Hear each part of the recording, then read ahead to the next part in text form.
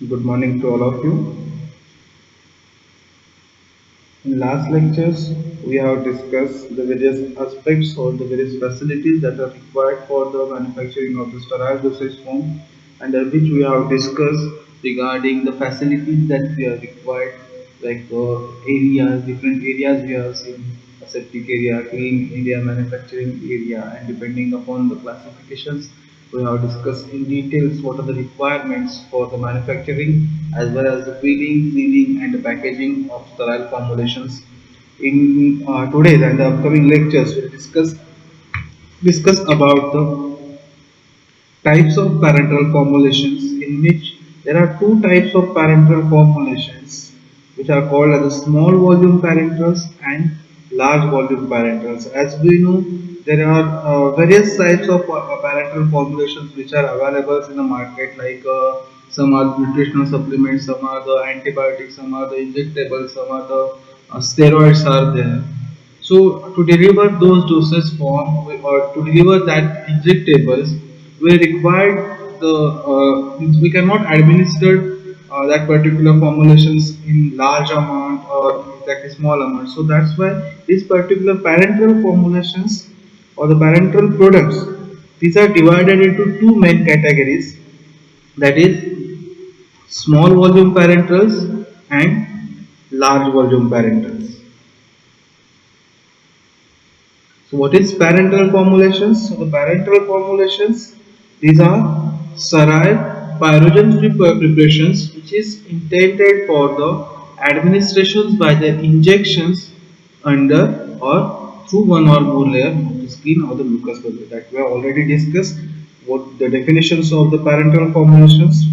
So para, that is the outside, and entron, that means the intestine. So beside the intestine, that is the outside the intestine route, means apart from the oral route, these particular formulations are delivered into the systemic circulations. So either they are in a solution form, either they are in the suspension form, either they are in the emulsion form, or either they are in a freeze-dried form. So that also we have discussed the different material or the active ingredients that is included in that particular formulations. That also we have discussed, like different types of additives we have to add, or different types of vehicles we have to select. So on the basis of that, these particular parenteral formulations are divided into two main categories, that is the small volume parenterals and small volume parenterals and large volume parenterals. So this will be depends upon the volume they possess. So here they have given the volume which is ranges from the 1 to 30 ml. Either they have given in a single dose or the multiple dose. These are called the small volume parenterals.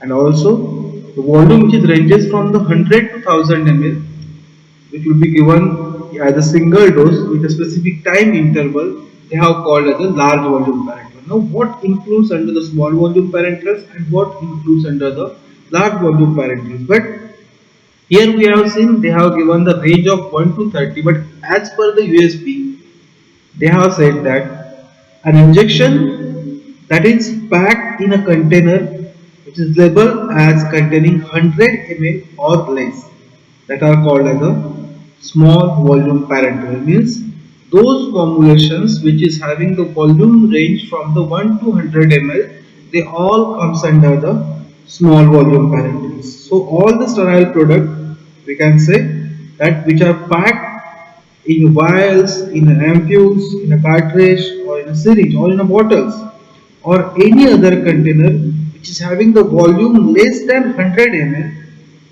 that falls under the class of small volume parenterals. Now, in introductory part, we have seen regarding the ophthalmic products also. So obviously the ophthalmic products, they are not injected, but ophthalmic products that are packed in a squeezable plastic containers. So they are topically applied to the eye rather than administered by the injections. But again, the same thing, they are also falls under the small volume categories, means small volume parental categories.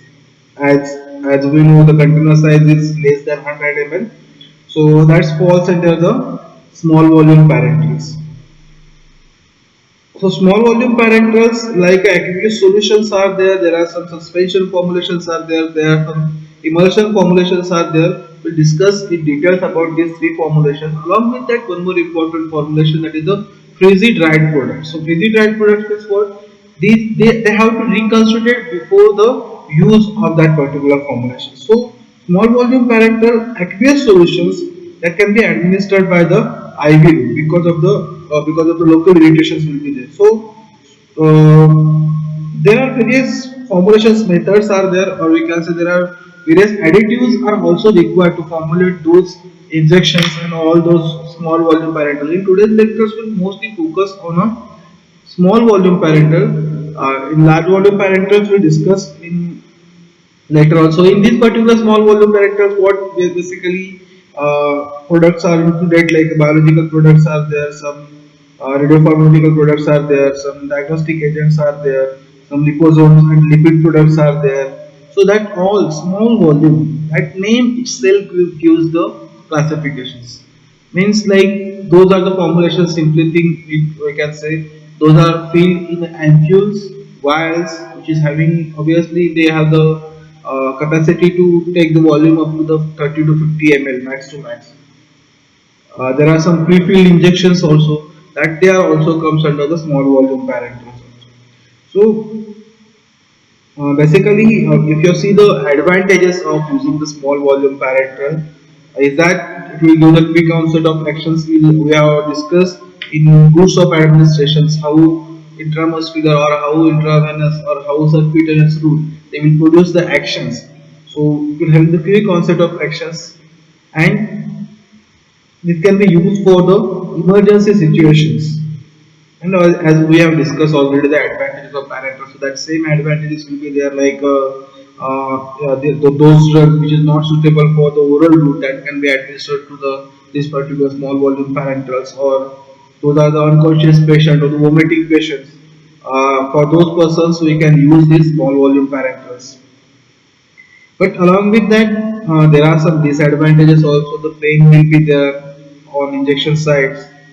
It will be difficult to reverse and administer drugs effects. Means we cannot remove that drug, or we cannot stop that treatment once we have injected. Along with that, sensitivity or the allergic reactions on the site of injections will be occurs, and trained persons and strict control of sterility and non-parasiticity that must be there. So there are three primary routes through which these particular small volume parenterals are most commonly employed, like a subcutaneous route, then intramuscular route is there. Along with that, intravenous route is there. So these are the three primary routes through which these small volume parenterals are given. Another routes are also there, like intraarterial will be there, intraarticular will be there, intraspinal will be there, or intracardial will be there, or the intraocular will be there. So these are the different also routes through which these small volume parenterals can be delivered. So these are the different types. As already I have discussed, small volume parenterals are packed in a ampoules, vials, dry powders, or the pre-filled syringe. So we'll see one by one. So what is for? Just we'll take one brief review. What is for volume parenteral?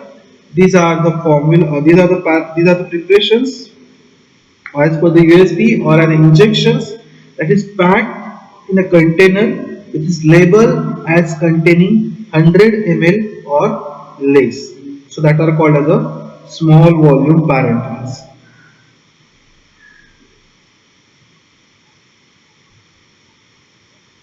So as already we have discussed, these are the packed in a different types, or these are available in a different types like ampoules, vials, then dry powders are there, and pre-filled syringe are there. So we'll discuss one by one. So ampoules, these are the sealed glass containers with an elongated neck that must be broken off before using that formulation. So we have seen most of the ampoules in our lab also. We are going to we are going to prepare the formulations, and we are going to fill the ampoules, and we are going to seal the ampoules also. So basically most of the ampoules are written around the neck for the easy breaking.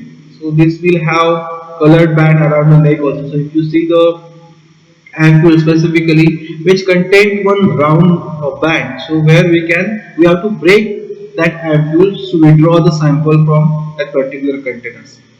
A 5 micron filter needle should be used when drawing the content of the ampule into a syringe because some glass particles may have fallen inside the ampule when the top was snapped off. Means ज्यावेळी आपण break करतो त्यावेळी chances असतात की काही traces amount मध्ये तुमचे glass particles हे त्या ampoules मध्ये मिक्स झालेले असू शकतात. So to avoid that mixations you have to use 5 micron filter so that whatever the glass material will be there, if any case will be there, so that can be properly filtered out. In addition, it will be useful to wrap the alcohol wipe or a small piece of case around the top of the ampoule before breaking it. Why? Because this will provide some protections to the fingers of the ampule setters and will reduce the possibility of the glass splinters becoming a airborne. So before breaking that particular ampules, you have to sterilize with the help of the alcohol because if you are using the if you are breaking it with the open end, there will be chances of the microorganism that can be settled on the top of the ampoules. So this is the one small volume parentals which having the capacity starting from the 0.5 ml to the 5 or the 10 ml also or the 15 ml also. Then second one, that is the vials. So here these particular vials, if you are seeing, these are mostly used for the suspension, emulsions, and those are the lyophilized powders. When the trinitride powders are there, so to store them, these particular vials are most preferably used. So drugs and other additives which are packed in vials are either in liquids or a lyophilized powder. Means those powder who require the reconstitution before the use that are stored in a vials. So they are mostly made up with the glass, rarely prepared with the plastics, and they are sealed with the rubber stopper.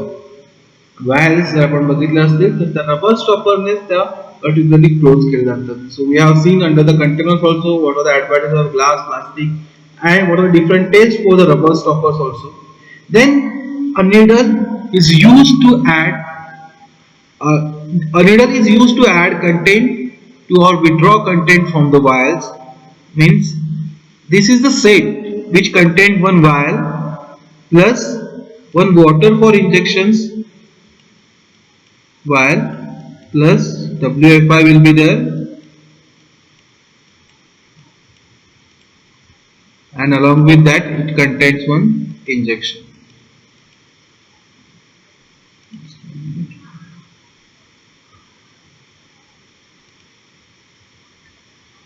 Okay, so there will be a needle that is used to contain to or withdraw content from the wire. So before withdrawing content from the wire, an equal volume of air is usually injected into the wire so that to pressurize the wire and aid in withdrawing the content. So before withdrawing the sample or the content from the wires, suppose we have to withdraw the 1 ml or the 2 ml out of 5 ml. Basically, vials that can be used for the multi-dose containers also. So, in that case, if you want to withdraw 1 ml, so you have to exactly inject. I mean, so you have to pressurize the vial with the 1 ml before the injecting the or before the withdrawing the content. So that can be uh, pressure vials can be pressurized and your content will be easily withdrawn. So as I already have discussed that vials may be designed for a single dose and a multi-dose use. So if you are using for the multi-dose, the rubber stopper here we are using or the rubber closure we are using that must having the proper sealability. We have seen under the container the sealability characteristics. So where once you inject or once you puncture the rubber closures, it must be easily sealed out. So that precautions has to be taken in a multi-dose container use. So multi-dose vials must contain some preservatives to inhibit the bacterial contaminations. because once the vial has been used, there may be chances of microbial contamination, and that's why if you see that if you have seen that vials, it is sealed with the aluminium means sealer will be there, so that rubber closures they will not come in contact with the external environment, and that rubber closures must possess some sealability characteristics so that it can be easily resealed once you withdraw the sample from the containers. So this is the vials. Third one, dry powders formulations are there. So dry powders formulations, as we have already discussed in formulations aspectives.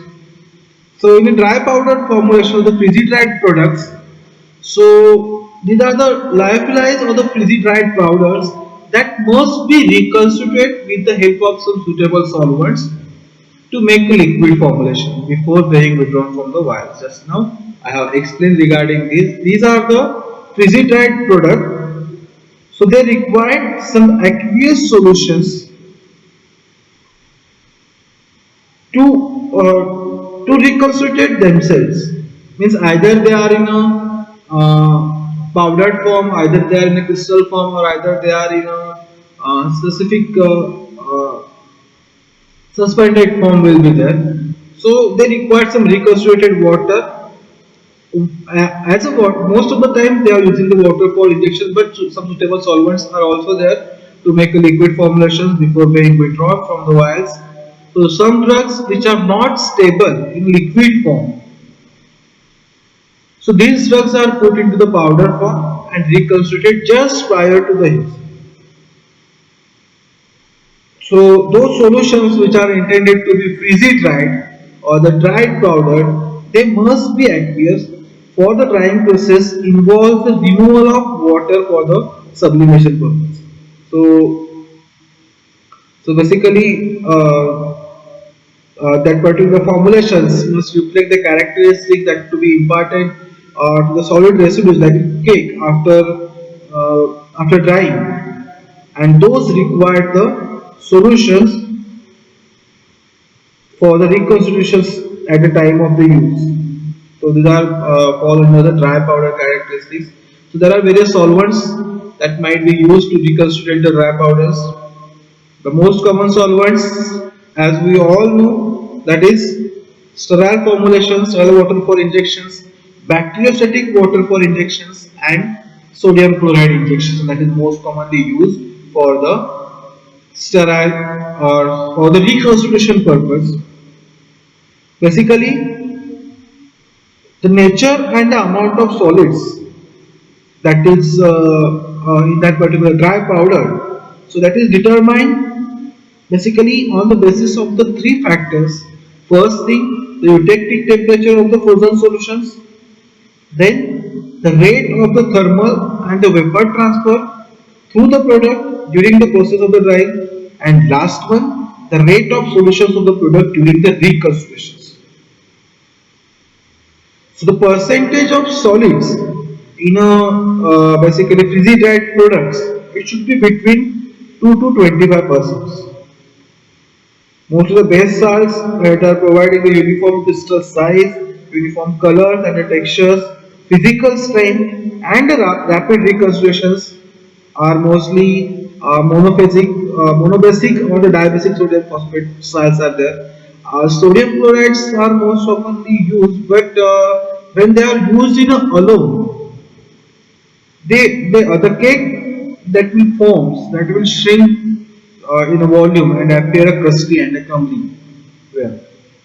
So that's why the proper precautions has to be taken for the dry powder products when we are converting that formulation to dry powders, and we require some waters, means solvents and sterile water for injections, bacteriostatic water for injections, and a sodium chloride injection that can be used for the reconstitution purpose.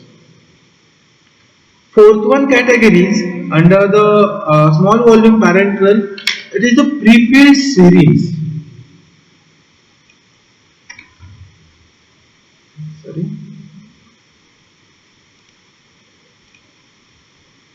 pre-filled syringe. So what are the pre-filled syringe are there? Have you seen the syringe for the uh, diabetes patients, which contain one cap with the needle, which having the specific amount of uh, uh, the specific volume which is already filled in that syringe.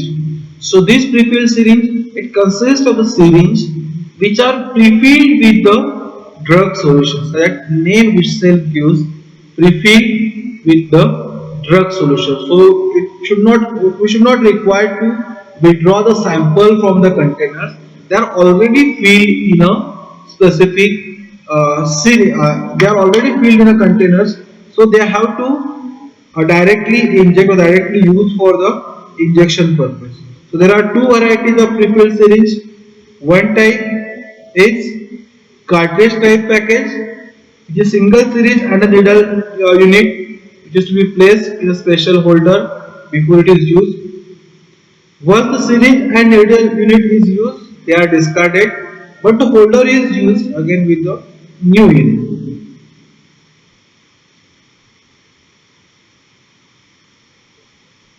And the second type of the prefilled syringe, which consists of the glass tube, which is having the which is closed at both the end with a rubber stopper.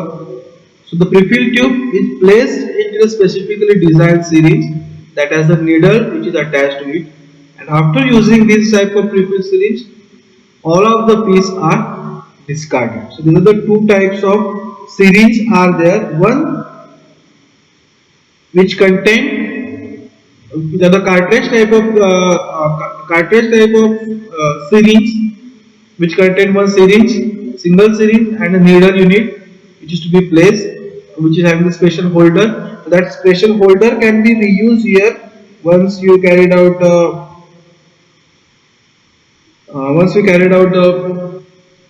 injection process. But the second type, which contained a glass tube, which is closed at both the ends with a rubber stoppers, and the pre-filled tube is placed into a specially designed syringe that has a needle attached to it. And once after the using this type or the pre-filled syringe, and all the pieces are discarded. Here syringe and needles are used and they are discarded, but the holder is again reused with a new unit. But proper stylizations must be there for that holder must be provided there. So these are the different types of small volume parenterals are there. Now we'll move to the actual formulations perspective for the small volume parenterals. So sterile formulations, they are delivered sterile dosage forms and a delivery system that are the injectables, including the solutions, suspensions, emulsions, and last one that is a dry powder for the reconstitution purpose. So these are the four formulations are there that we have already discussed. What are the different additives that we require to formulate the suspensions? What are the different additives we require to formulate the emulsions? And what are the precautions that we have to take place while formulating these particular formulations as a parenteral dosage form. Along with that, there are some intramammary infusions are there, intravaginal delivery system is there, then implants are there. So we'll see one by one what exactly they are. So implant basically these are the long-acting parenteral formulations that ideally provide for the slow and the constant and the sustained release of the drug over the prolonged period of the times, mostly to simulate and replace the more hazardous continuous IV infusion of the drug. We'll see one by one. We have already discussed about these particular implants also. I will mostly focus on these three. We have four basically: solutions, suspension, the emulsion, and a dry powder for the reconstructions. Because that all are belongs to the small volume character along with these implants also. Now first thing, that is the solutions. That is the most common parenteral dosage form, we can say. So solutions for the injections, which is the mixtures of two or more components that forms a single phase. It is a homogeneous down to the molecular level. This is the simple definitions of the solutions they are given. But now here we are using the specific solvents for the solution preparations. Solutions as when the solute molecules dissolve, completely dissolve or completely soluble in the solvents, that we are called as solutions. But here for the parental formulations, the solvents that we are using, the selections of the solvents for the for the parental formulations plays a very much important role is there. So if the aqueous or that particular solvent or the solutions is physiologically compatible with the body tissues and the biological response which is provided should be reasonably predictable. So that's why there are various solvents are there like aqueous solvents, aqueous system is there, and non-aqueous or the mixed solvent systems are there that we already discussed in additives that we have seen. For the vehicles, mostly we are in aqueous system, we are mostly prefer the water for injections. So water for injections, which is the most widely used solvents for the parental formulations. But however, there are some non-aqueous as well as some mixed solvents are there. So in the formulations, it is sometimes necessary to eliminate the water entirely or in a part form from the vehicle because of the solubility factors or the basically hydrolytic reaction factors. So here some non-aqueous solvents or the mixed aqueous non-aqueous solvent system that can be utilized for the stabilizations of the drugs that are radially hydrolyzed by the water or to improve the solubility. So the screening of these particular solvents therefore must be includes like physical properties density, viscosity, miscibility and the polarity as well as its stability also. Along with the solvent activity and the toxicity must be there. So there are some non-aqueous or the mixed solvents are there. Most commonly used, that is the diactolans are there. Then butylene glycol will be there. Polyethylene glycol will be there. Propylene glycol will be there. So that can be used as a non-aqueous solvents apart from the water for injections. Along with that, various excipients that can be included in the parenteral solutions, which includes some antioxidants that prevents the oxidations.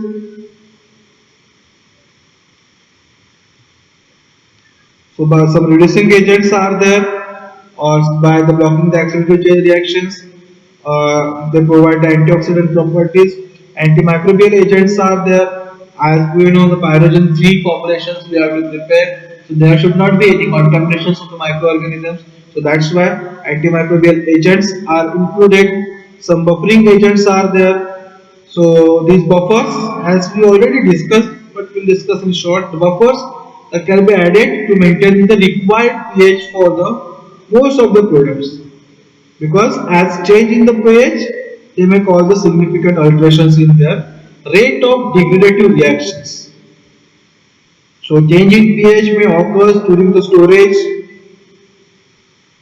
or some after dissolution of some glass constituents in product or some release of the constituents from the rubber closures of the plastic components when it comes in contact with the product, so there may be alterations in the pH will occur. So the buffer that we are using in that particular solution formulations, they must have the capacity to maintain the pH of the product against these influences. So that's why buffering agents are there, some chelating agents are there. So chelating agents that can be added to bind a non-ionizable form or the trace amount of the heavy metals, which if it is free in solutions, they may catalyze the derivative changes. So mostly we know trisodium or the calcium disodium salts of the ethylene diamine tetraacetic acid is used, that is the EDTA that is most commonly used chelating agents. Then some inert gases are there. So these particular inert gases that are incorporated in our solutions that for the displacements of the oxygen from the solutions and reduce the possibility of the oxidative changes in our formulations. Also these particular inert gases that can be utilized for the to stabilize the solutions in various ways. So most commonly used gases, inert gases are the carbon dioxides, are there, nitrogen will be there, or that can be used for the other inert gas.